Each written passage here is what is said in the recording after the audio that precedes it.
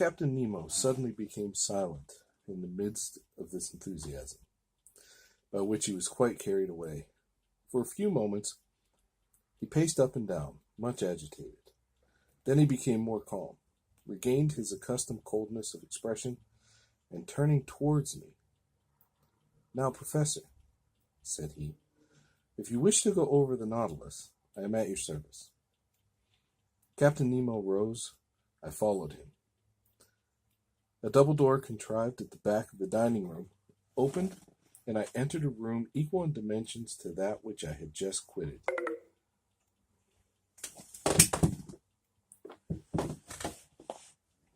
It was a library. High pieces of furniture, of black violet ebony, inlaid with brass, supported upon their wide shelves a great number of books uniformly bound. They followed the shape of the room, terminating at a lower part in huge divans, covered with brown leather, which were curved to afford the greatest comfort. Light movable desks made this slide in and out at will. Light movable desks, made to slide in and out at will, allowed one to rest one's book while reading. In the center stood an immense table, covered with pamphlets, amongst which were some newspapers, already of old date. The electric light flooded everything. It was shed from 4 unpolished globes, half sunk in the volutes of the ceiling. I looked with real admiration at this room, so ingeniously fitted up, I could scarcely believe my eyes.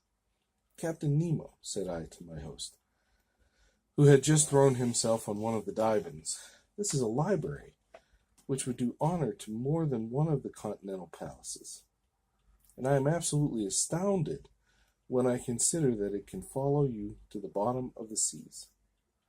"Where could one find greater solitude or science, Professor?" replied Captain Nemo. "Did your study in the museum afford you such perfect quiet?" "No, sir, and I must confess that it is a very poor one after yours. You must have 6,000 or 7,000 volumes here." 12,000, Mr. Aronnax. "These are the only ties that bind me to the earth. But I had done with the world on the day when my Nautilus plunged for the first time beneath the waters. That day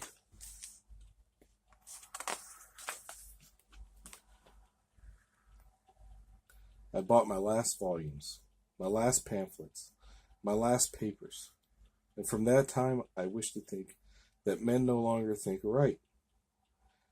These books, Professor, are at your service besides, and you can make use of them freely." I thanked Captain Nemo and went up to the shelves of the library. Works on science, morals, and literature abounded in every language, but I did not see one single work on political economy. That subject appeared to be strictly prescribed. Strange to say, all these books were irregularly arranged, in whatever language they were written, and this medley proved that the captain of the Nautilus must have read indiscriminately the books which he took up by chance. "Sir," said I to the captain, "I thank you for having placed this library at my disposal. It contains treasures of science, and I shall profit by them." "This room is not only a library," said Captain Nemo. "It is also a smoking room." "A smoking room!" I cried. "Then one may smoke on board?" "Certainly." "Then, sir, I am forced to believe that you have kept up a communication with Havana." "Not any," answered the captain, "except this cigar, Amaranax. And though it does not come from Havana, you will be pleased with it, if you are a connoisseur." I took the cigar which was offered me. Its shape recalled the London ones, but it seemed to be made of leaves of gold. I lighted it at a little brazier, which was supported upon an elegant bronze stem, and drew the first whiffs with the delight of a lover of smoking who has not smoked for 2 days. "It is excellent," said I, "but it is not tobacco." "No," answered the captain, "this tobacco comes from neither Havana nor from the East. It is a kind of seaweed rich in nicotine, with which the sea provides me, but somewhat sparingly. At that moment, Captain Nemo opened a door which stood opposite to that by which I had entered, the library, and I passed into an immense drawing room, splendidly lighted. Jules Verne, 20,000 Leagues Under the Sea. It's Sunday night, and I thought, maybe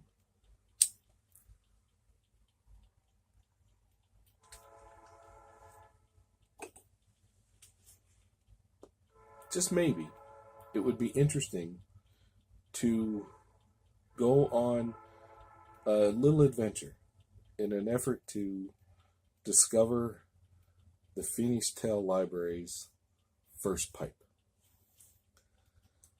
Not my first pipe, Dr. Grabo, but the library's first pipe, the collection that I had referred to yesterday when I gave the tour of the library. And I apologize for how I read. Somehow, turning a camera on makes an odd difference in how I process and how I think. And so grammar appears to take me by surprise if the camera's on. It takes me by surprise anyway, and so does pronunciation from time to time. But the camera seems to have a special effect. Captain Nemo may or may not smoke a pipe. And clearly he has cigars laying around. So at this point, with what I've looked at, kind of reached a dead end in terms of the captain. I'm sure there's all kinds of imagery where somebody may have creatively added a pipe because it ought to be there if it isn't. But I'm going to keep looking throughout the book. I've been cheating by going to Google from time to time. Turns out Google isn't real clear about which literary figures do or do not smoke a pipe. My first question had to do with Dr. Victor Frankenstein. I thought maybe instead of going with Dracula or Sherlock Holmes or any of the boys from the Shire, see if, in terms of what I've been seeing at least, in pipes, I thought I would see if there's an offbeat approach to this to begin the collection. Also, I figured in 4 videos, nobody has yet actually seen me light up Dr. Grabo. And if the struggle that I'm having at the moment is any indication, you're not going to see me light up.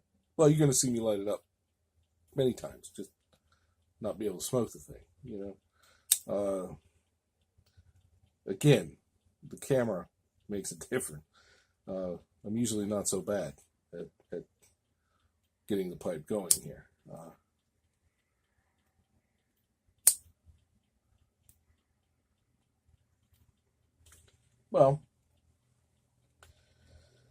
So I started to look, might be packed a little too tightly, started to look at Dr. Frankenstein anyway.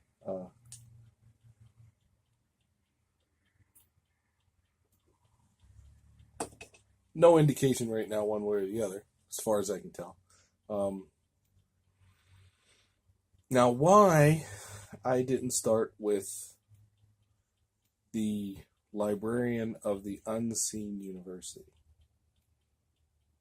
the Wizards College in Ankh-Morpork.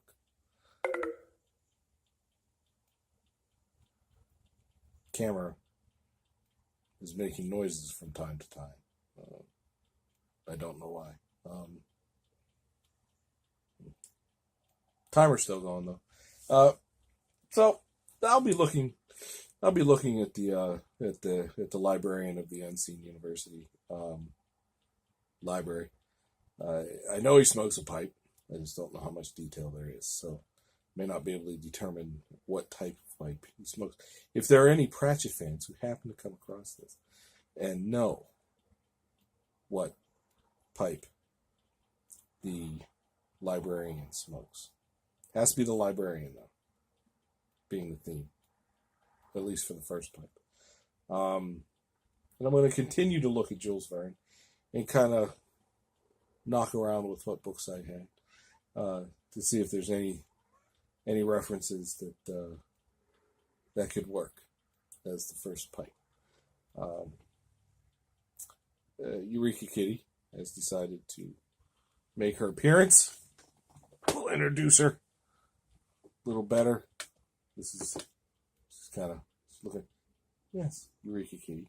Say hello to YTPC. Yeah, you don't care about the YTPC. Mostly at this point, she just wants kittens. Have to get that taken care of. She's suffering a little bit with that. And consequently, so am I. All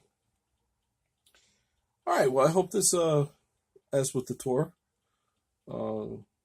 not too painful. Do a little Sunday exploration as I try to figure my way through making a decent video.